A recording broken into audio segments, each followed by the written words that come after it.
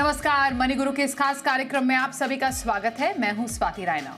Mutual fund में निवेश के लिए जरूरी है निवेश का टारगेट पहले सेट करना, और एक बार जब टारगेट सेट कर लें तो आप गोल बेस्ड स्ट्रैटेजी अपना सकते हैं।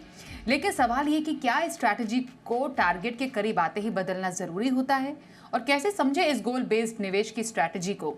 इसी पर करने वाले हैं हम खास चर्चा। हमारे साथ दो खास एक्सपर्ट्स हैं। हमारे साथ हैं आनंद राठी वेल्थ के director Rishikesh Palve, complete circle consultants के हेड वेस्ट जोन विकास पुरी।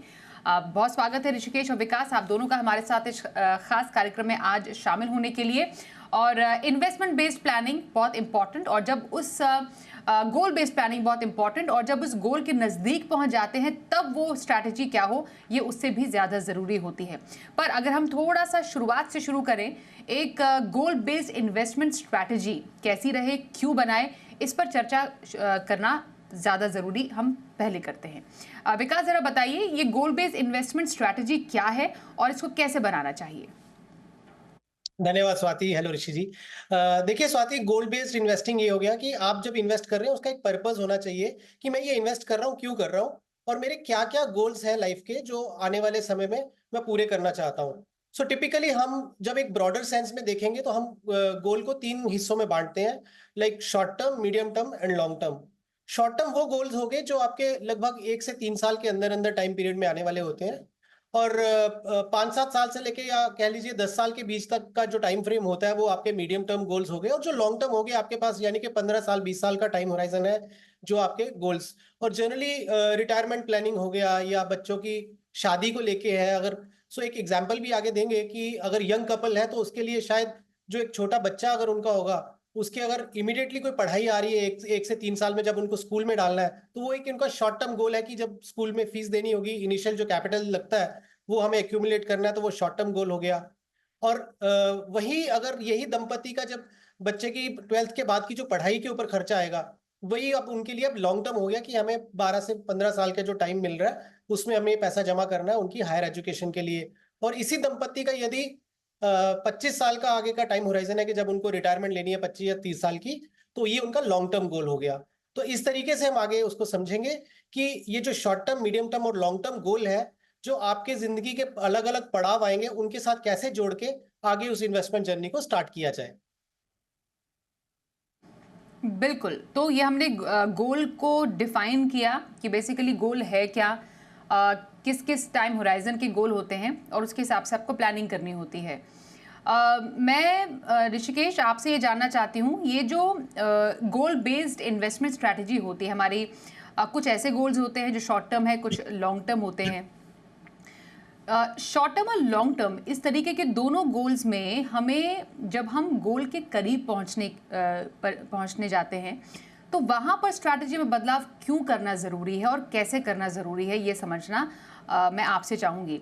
अगर हम एक छोटे गोल से शुरुआत करें जो विद इन 3 to 5 ईयर्स का एक हमारा कोई भी गोल है, फॉर एग्जाम्पल किसी को घूमने जाना है, वो अगर 5 साल में गोल आ रहा है तो वो पूरी planning from starting to execution कैसे रहेगी, एसेट एलोकेशन कैसे बदलता है। नमस्ते स्वाति जी। विकास जी नमस्ते। बहुत महत्वपूर्ण सवाल है कि हम एक टारगेट निर्धारित करते हैं, एक लक्ष्य निर्धारित करते हैं कि समझो, जैसे स्वाति जी ने कहा कि अगर किसी को घूमने जाना है, किसी का सपना है कि एक यूरोप ट्रिप करनी है जिसके लिए करीबन 7 से 8 लाख का खर्चा हो सकता है। अब ये 7 से 8 लाख का खर्चा जो है वो अचानक से खर्चा नहीं कर सकते, उसके लिए प्लानिंग करनी होगी किसी को 5 सालों के लिए समझो। तो सर्वप्रथम उनको क्या करना चाहिए कि कितना खर्चा आज यूरोप जाने के लिए लगता है। अगर वो खर्चा 5 साल के बाद 8 लाख रुपए, तो आज की तारीख में उसका खर्चा होगा करीबन 4 से 5 लाख रुपए। इन्फ्लेशन को जोड़ दे तो 5 साल के बाद उसका खर्चा 8 लाख होगा। तो ये गणित करना सर्वप्रथम बहुत इम्पोर्टेंट है। तो उसके बाद अगर 8 लाख का खर्चा होने वाला है तो आज से आप करीबन एक 10,000 की एसआईपी चालू कर दो। अगर आप 10,000 की एसआईपी चालू कर दोगे अगले 4 सालों के लिए, तो और मार्केट अगर 12.5% के हिसाब से ग्रो होता है, तो आपके पास एक कॉर्पस जमा हो जाएगा चौथे साल के अंत तक करीबन 6-6.5 लाख का। फिर वो 6-6.5 लाख जो आपने जमा कर लिए हैं 4 साल के बाद, वो 6-6.5 लाख आपने इक्विटी में निवेश किए थे, अभी वो इक्विटी से निकल के आपको डेट में निवेश करने होंगे। क्यों करने होंगे डेट में निवेश? क्योंकि आप गोल के नजदीक आ रहे हो। 5 साल के बाद आपको अगर घूमने जाना है तो 4 साल के बाद आपको देखना होगा आपकी राशि कहाँ पहुंची है। 6-6.5 लाख अगर पहुंची है तो काफी अच्छी तरह से आपका ग्रोथ हुआ है। फिर आप वहां से निकल के, इक्विटी से निकल के डेट में निवेश करते हो। अगर वो 6-6.5-7% के हिसाब से भी ग्रो होता है 1 साल के लिए, तो फिर उसकी कीमत होती है करीबन 7 से 8 लाख, 7-7.5 लाख रुपए। तो वो 7.5 लाख काफ़ी हैंडी आ जाएँगे आपको आपका गोल अचीव करने के लिए। जो जैसे मैंने अपने उदाहरण के तौर पे कहा था कि एक यूरोप ट्रिप करनी है, तो फिर वो 8 लाख काफ़ी हैंडी आ जाएँगे आपको घूमने जाने के लिए। तो हमने स्ट्रैटेजी क्या की, पहले तो हमने लक्ष्य निर्धारित कर लिया कि हमें 8 लाख रुपए की पूँजी ज़रूरी है। फिर हमने एक स्ट्रैटेजी अपनाई कि पहले 4 सालों के लिए हम इक्विटी में निवेश करेंगे एसआईपी के द्वारा।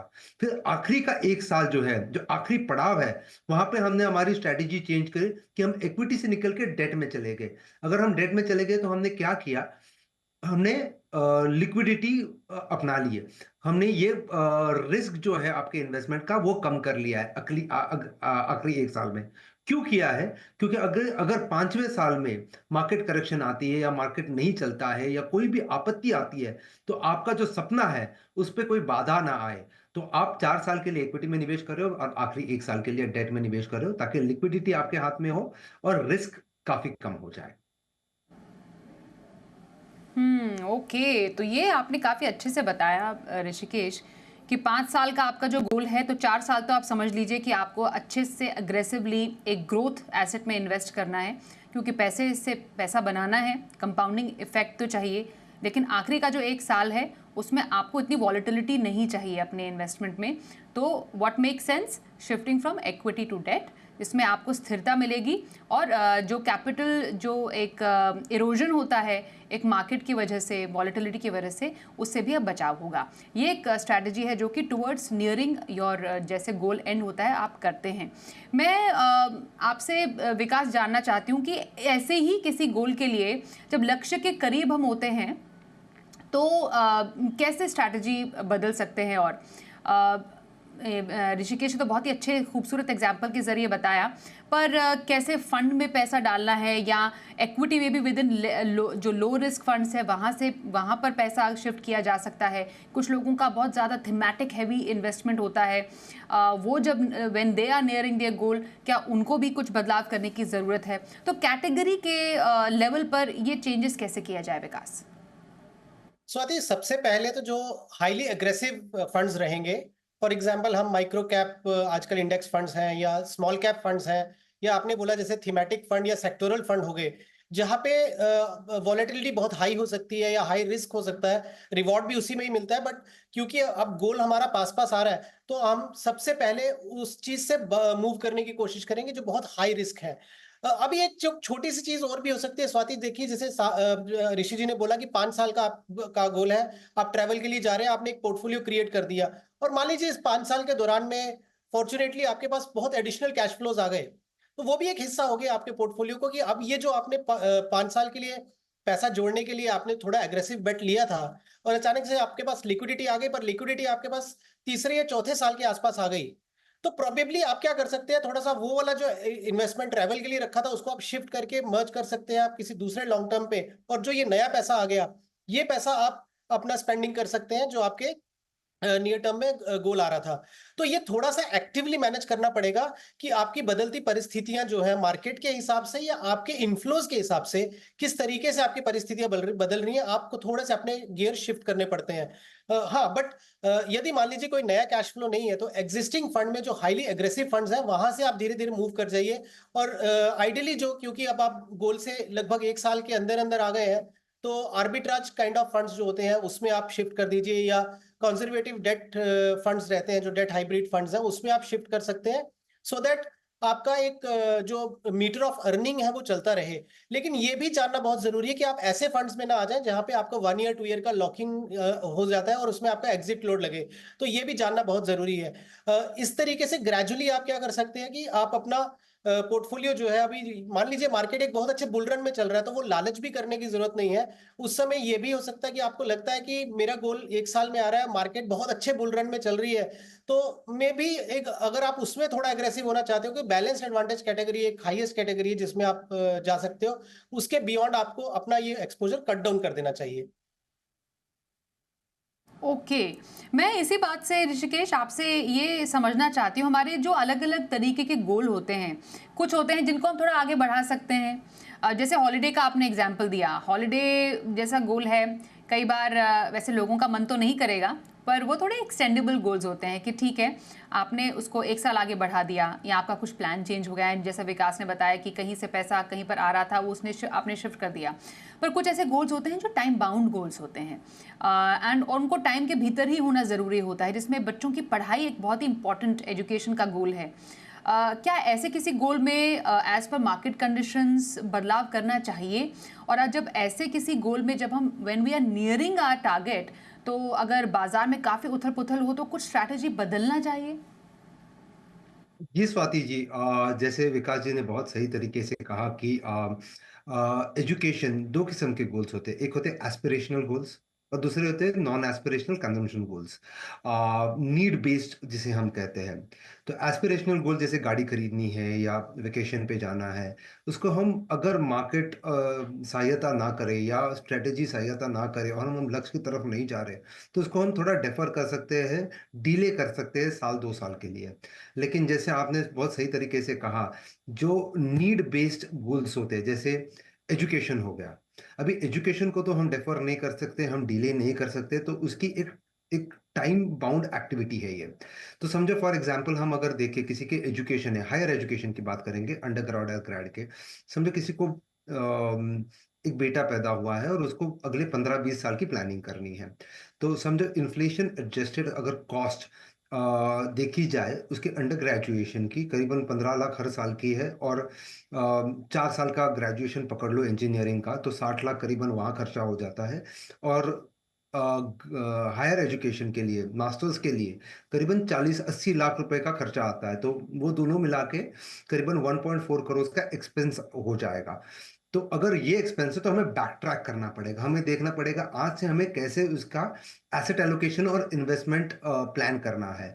तो मैं कहूँगा कि अगर हमें हमारे बेटे के लिए या बेटी के लिए 20 साल के बाद का प्लानिंग करना है, तो आज से आप एसआईपी चालू करो। कितने की एसआईपी करनी होगी? करीबन 20,000 रुपए की एसआईपी आप कर सकते हो अगले 15 सालों के लिए। 15 साल क्यों कह रहा हूं? क्योंकि 15 सालों तक आपको पैसे की जरूरत नहीं है, क्योंकि उसका अंडर ग्रेजुएशन और पोस्ट ग्रेजुएशन जो है वो 15 साल और 20 साल के बाद आएगा। तो 15 साल के लिए आप एक एसआईपी चालू किए जहां पे 80% की मात्रा जो है आपकी राशि की वो इक्विटी में जाएगी और 20% जो है वो डेट में जाएगा।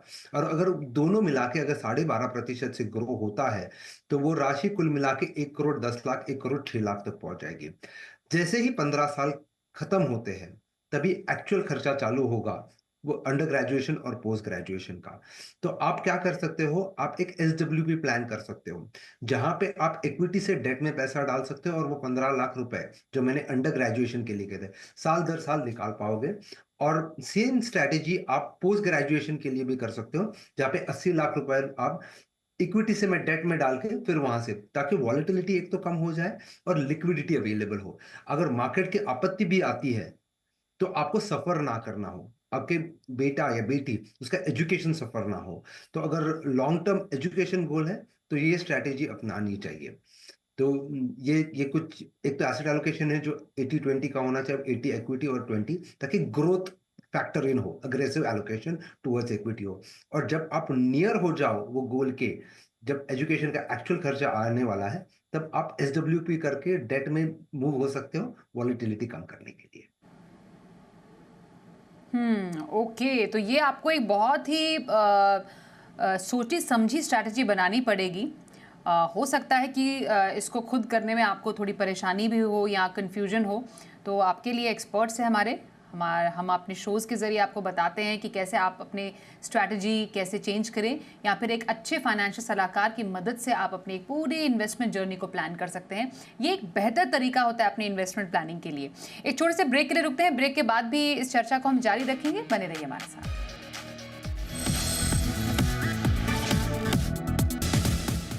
क्या रहे आपकी गोल बेस्ड इन्वेस्टमेंट स्ट्रैटेजी? लक्ष्य के नजदीक आने पर आपको क्या करना है, इस पर बातचीत हम कर रहे हैं। हमारे साथ ऋषिकेश पालवे हैं, आनंद राठी वेल्थ से कंप्लीट सर्कल कंसल्टेंट से विकास पुरी हमारे साथ है। विकास, कब अपने गोल को बदलें या फिर बढ़ाएं, आपकी क्या राय होगी इस पर? देखिए, 2-3 सिनेरियो में आप अपने गोल को बढ़ा सकते हैं। फॉर एग्जांपल, जैसे हमने पिछले अभी ऋषि जी ने भी बोला कि अगर बच्चों की पढ़ाई है, उसको तो हम चेंज नहीं कर सकते। तो आपको मान लीजिए हम किसी तरीके से शॉर्ट पड़ गए अपने किटी को क्रिएट करने में और बच्चों की एजुकेशन का जो टाइम है पैसे देने का वो आ गया, तो उस केस में फिर हमें एजुकेशन लोन या कोई और ब्रिज फाइनेंस का सहारा लेना पड़ेगा, क्योंकि वहां पे हम अवॉइड नहीं कर सकते। बट हाँ, मान लीजिए गाड़ी लेने का एक गोल था, वहां पे अगर हम थोड़ा सा चूक हो गया, मार्केट जो है वो उतनी कंड्यूसिव नहीं रही, या घर अपग्रेड करना था, या कुछ ऐसे गोल्स थे जो एस्पिरेशनल थे, वो पूरे नहीं हुए, तो हम उसको हमें हमें उसे एक्सटेंड कर देना चाहिए। किसी भी तरह का हमें फाइनेंशियल प्रेशर नहीं लेना चाहिए कि अभी मैंने ये सोचा था मैं मन में कि मैं 5 साल में गाड़ी अपनी अपग्रेड करूंगा, और अब 5 साल हो गए हैं लेकिन मार्केट कंड्यूसिव नहीं है, पोर्टफोलियोज नेगेटिव चल रहे हैं या डाउन चल रहे हैं, पर मुझे वो बेच के गाड़ी लेनी ही है, तो वो एक अच्छा जो है विचार नहीं होगा। अब एक और चीज देखिए स्वाति, जैसे हम रिटायरमेंट की बात करते हैं, 60 ईयर्स का रिटायरमेंट एज है जनरली। अब रिटायरमेंट तो होती ही है 60 में, और मान लीजिए रिटायरमेंट किटी का एक गोल था जिसमें हम काफी ज्यादा गैप आ रहा है उसमें, तो क्या हमें उस पॉइंट पे आके, और आज की डेट में जिस तरीके से अवेयरनेस है हेल्थ को लेके और ऐसे लेके, तो बहुत सारे लोग ऐसे हैं जो आफ्टर 60 ऑल्सो एक्टिवली काम करते हैं। तो वहां पे भी आपको कहीं ना कहीं ये एक बिटर ट्रुथ है, लेकिन आपको अपना कैश फ्लोज मेंटेन करने के लिए कुछ ना कुछ करना पड़ेगा, सो दैट आप अपना एक रिटायरमेंट किटी या फाइनेंशियल इंडिपेंडेंस उस लेवल पे पहुंच जाए जहां आप कुछ नहीं कर रहे हैं, आपके जो डिजायर्ड खर्चे हैं वो पूरे हो रहे हैं। तो वहां पे भी मैं ये बोलूंगा कि आपको किसी ना किसी तरीके से कोई तरीका ढूंढना पड़ेगा कि आप अपने गोल को एक्सटेंड कर दें। उसके अलावा जो है, आप बहुत सारे ऐसे गोल्स हो गए जो एस्पिरेशनल है, वहां पे आपको हमेशा अपना, अगर पूरा नहीं हो पा रहा गोल, तो आपका एक्सटेंड कर देना चाहिए टाइम। तो कुछ ऐसे स्थित परिस्थितियां हैं, कंडीशन है जिसमें आप अपने गोल को बदल भी सकते हैं या फिर गोल को बढ़ा भी सकते हैं। ऋषिकेश, अब ऐसे में कौन से ऐसे फैक्टर्स हो सकते हैं, कौन से ऐसे प्रिंसिपल्स हैं जिसको ध्यान में रखें जब हम यूजुअली अब देख रहे हैं, अपने पोर्टफोलियो को समझने की कोशिश कर रहे हैं कि मेरा तो अब 15 साल का इतना लंबा चौड़ा जो निवेश जर्नी थी, मानिए फॉर एग्जांपल बच्चे की पढ़ाई की, अब उसके लगभग 13 साल पूरे हो चुके हैं, अब 2 साल आखिरी के बाकी हैं, तो मुझे अब अपनी इन्वेस्टमेंट स्ट्रैटेजी क्या रखनी है? जब मैं इस मोड पे आ जाती हूँ अपनी इन्वेस्टमेंट की, तो किन बातों का ख्याल रखूँ? स्वाति जी, कुछ प्रिंसिपल्स जो मैं हमेशा कहता हूँ कि प्रिंसिपल्स ही है जो इन्वेस्टमेंट या निवेश की जर्नी को बहुत स्मूथ कर सकते हैं। तो यहाँ पे भी मैं 4 प्रिंसिपल्स की बात करूंगा कि आपका रिस्क टॉलरेंस कैसा है, ये जानना बहुत जरूरी होता है। उसका असेसमेंट करना, आपकी क्षमता कितनी है रिस्क लेने की, ये आपको असेस करना होगा हर पड़ाव पे, हर 2-3 साल में। स्पेशली जब आप गोल के नज़दीक आ रहे हो, तो आपका रिस्क टॉलरेंस क्या है ये जानना बहुत ज़रूरी है। क्योंकि समय सेम नहीं रहता, उम्र सेम नहीं रहती, आपके प्रोफेशन सेम नहीं रहते हैं, काफ़ी सारी चीज़ें बदलती रहती है। तो उस हिसाब से आपका रिस्क टॉलरेंस क्या है वो जानना बहुत ज़रूरी है। दूसरी चीज़ जानना बहुत ज़रूरी कि रिस्क एक्सपोजर जो है वो टेपर डाउन होना चाहिए, या कम कम होता जाना, रिस्क जो है वो कम कम होता जाना चाहिए जैसे आप आपके लक्ष्य के नज़दीक आते जाओ। जैसे मैंने पिछले दोनों उदाहरणों में बोला था कि जैसे आप आपके गोल या लक्ष्य के नज़दीक आते हो, आप आपका एक्सपोज़र जो इक्विटी का है उसको कम करते जाइए और डेट में एक्सपोज़र बढ़ाते जाइए। ताकि क्या होगा कि आपकी लिक्विडिटी या वॉलेटिलिटी की वजह से आपका गोल इनकम्प्लीट ना रहे। ये दूसरा प्रिंसिपल। तीसरा प्रिंसिपल ये है कि आपके कैश रिजर्व्स जो है वो हमेशा हाई रखने की कोशिश कीजिए। एक पोर्शन जो है वो डेट में हमेशा रखा करो। आपका टाइम होराइजन क्या है, आपके लक्ष्य का टाइम होराइजन क्या है, उसके हिसाब से आपका डेट प्रोपोर्शन आप निर्धारित कर सकते हो। समझो 5 साल का डेट टाइम होराइजन है, तो 20% है वो डेट में रखो, 2 है तो 30% रखो। अगर सिर्फ 1 साल का टारगेट है आपका, तो पूरा 100% जो है वो आप डेट में रखिए। तो वहां पे आप अग्रेसिव नहीं जा सकते।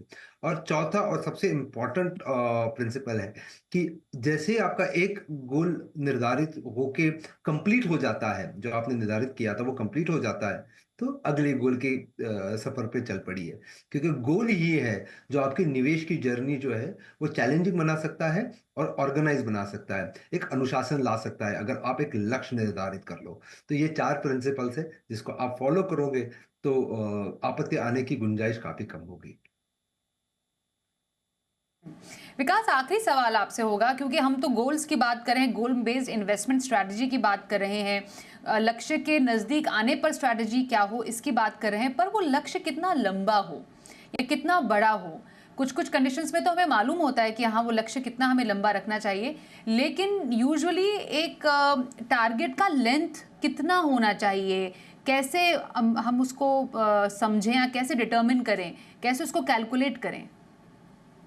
देखिए स्वाति, बेसिक प्रिंसिपल्स तो वही है कि आप क्या एज पे हैं, आपके लक्ष्य कौन कौन से हैं, और उससे निर्धारित हो जाता है कि कितने समय बाद आएगा।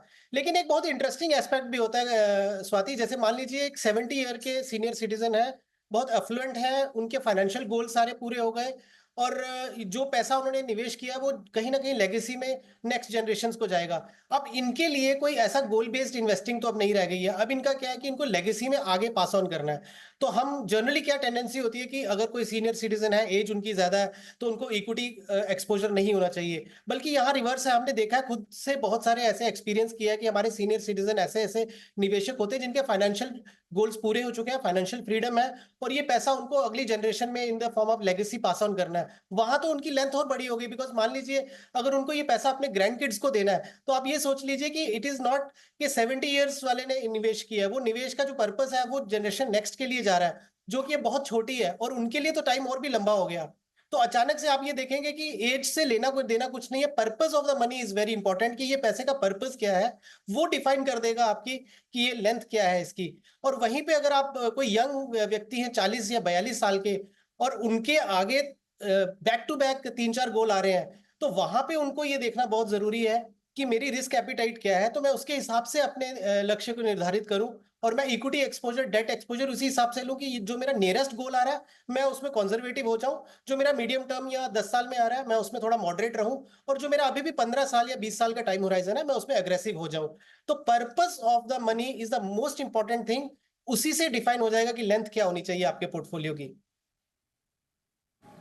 बिल्कुल, एब्सोल्युटली। तो हमने समझे आज गोल बेस्ड इन्वेस्टमेंट स्ट्रैटेजी, और जब आप उस गोल के करीब पहुंच जाते हैं तब आपकी इन्वेस्टमेंट स्ट्रैटेजी क्या होनी चाहिए। तमाम हमने सिनारियोज, तमाम एग्जांपल्स के साथ हमने अपने दोनों एक्सपर्ट से जाने। ऋषिकेश पालवे और विकास पुरी, आप दोनों का बहुत धन्यवाद करेंगे इस चर्चा में हमारे साथ शामिल होने के लिए।